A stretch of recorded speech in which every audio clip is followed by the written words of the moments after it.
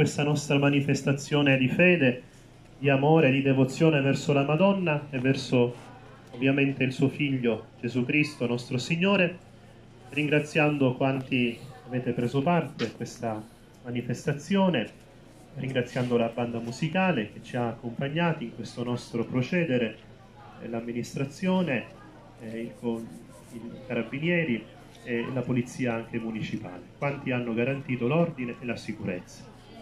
Adesso vogliamo ancora una volta rivolgerci a Maria con la preghiera semplice, filiale che tutti abbiamo appreso da bambini, quella preghiera che vogliamo rivolgere a lei con fiducia perché volga su di noi i suoi occhi materni e misericordiosi e ci conceda di rimanere sempre uniti a Gesù.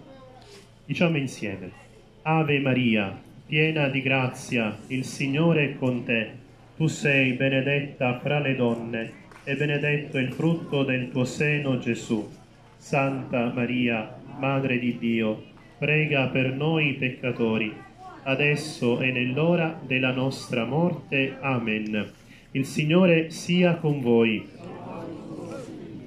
E per la materna intercessione della gloriosa e sempre Vergine Madre di Dio e di San Giuseppe, suo castissimo sposo, vi benedica Dio Onnipotente, Padre e Figlio e Spirito Santo.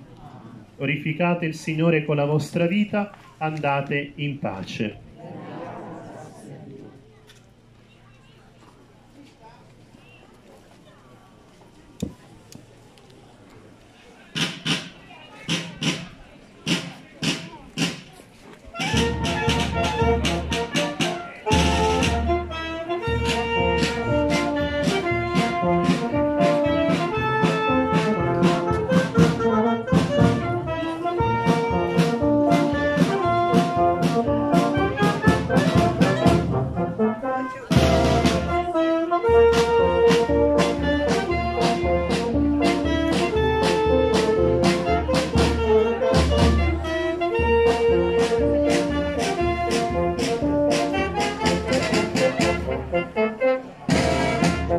Thank you.